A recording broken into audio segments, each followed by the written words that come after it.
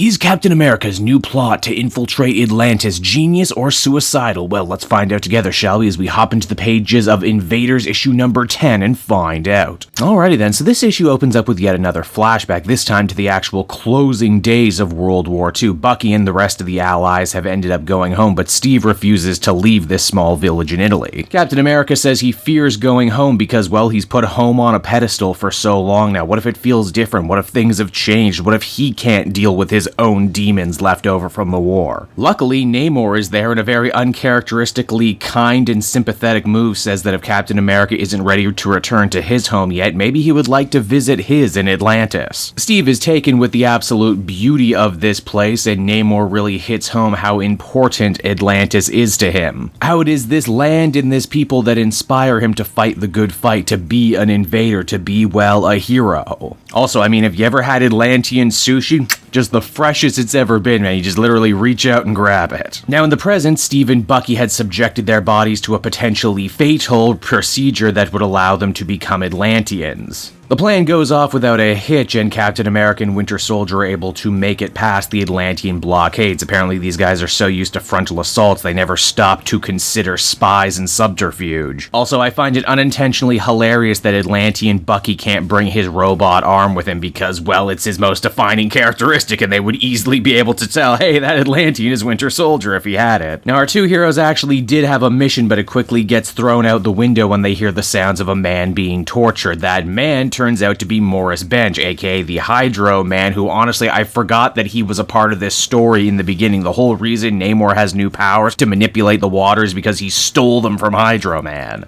Not a big loss. It's not like he was using them in any meaningful way, am I right, eh? Captain America and Bucky set him free. But once again, our two heroes prove they have absolutely the worst timing in the multiverse, because it's at that moment Atlantis comes under attack by mercenaries hired by ROXXON. The idea being the American government still might nuke Atlantis for their attack on the surface world, so they might as well swoop in now and steal as much valuable technology as they can while the getting's good. Naturally, Namor, who is also just returning to the city at this time, has different ideas and summons up the bulk of his forces to do battle against the Mercs. It seems that up-and-coming little VP of ROXXON is hoping to use the Atlantis acquisition to catapult himself all the way to head of the company. Granted, it's not really Namor nor ROXXON who are the true villain in this situation. It's actually Makan, who in the previous issue used the Serpent Crown to steal the body of Roman Peterson, the grandson of one of the Invaders' old war buddies. Makan, who in this issue actually starts calling himself Roman Makan, is using his power to manipulate people's minds to try and sway Namor's own troops against him for one final push against the surface world. The Human Torch and Toro try to get in his way, and Roman Makan goes out of his way to prove just how powerful he is now that he has his own body, manipulating Toro's mind to fly out into space until he can't breathe anymore. This means poor Jim Hammond is forced to break off from the fight to go and save his sidekick. This also means he can't get Captain America and the others up to speed on who the true bad guy in this situation actually is. Now, Captain America opts to give chase to some of the ROXXON goons who seem to have absconded with something important from Atlantis, and I'll admit it's right around here things actually start to get a bit confusing. Steve gets a little rebreather so he can breathe on land. It's also around here that Namor makes the scene and the two start fighting each other instead of fighting the ROXXON guys. But then a gas bomb goes off, which actually ends up slowly but surely turning Steve back to a human. I don't know, did he purposely set that off himself, or did the ROXXON guys do that? Namor ends up getting caught in the gas cloud too, and it's right around here things take a really unexpected and really clever twist. You see, the same gas that turned Steve back into a human also turned Namor into a human too. The ROXXON ship went down, which now means Steve and Namor, two old war buddies turned bitter enemies, are stranded on an island together, and they're gonna have to rely on each other if they want to get off, if they don't kill each other first, that is. And so that was Invaders issue number 10, and of course I make no secret that I think this is really one of the best, most interesting, most compelling, most overlooked Marvel comics on the shelf right now, which is why it pains me all the more to say that I thought this issue was just okay, maybe a little thin. I was super intrigued at the idea of Bucky and Steve having to pretend to be Atlanteans Atlanteans, and I guess Bucky is going to have to keep pretending to be an Atlantean. But I kind of rushed through it all with Steve. It is kind of cool to see that this same gas cloud affected Namor, and now he too is going to have to come to terms with his humanity, literally. Makan is also really trying to come into his own as a singular entity now, and not just an evil devil on Namor's shoulder, forcing him to do bad things. I hope he does develop a personality of his own, and not just, as Human Torch actually jokes in this issue, just be the new Namor. Overall, though, I did enjoy this issue, and I would give it a 7 out of 10.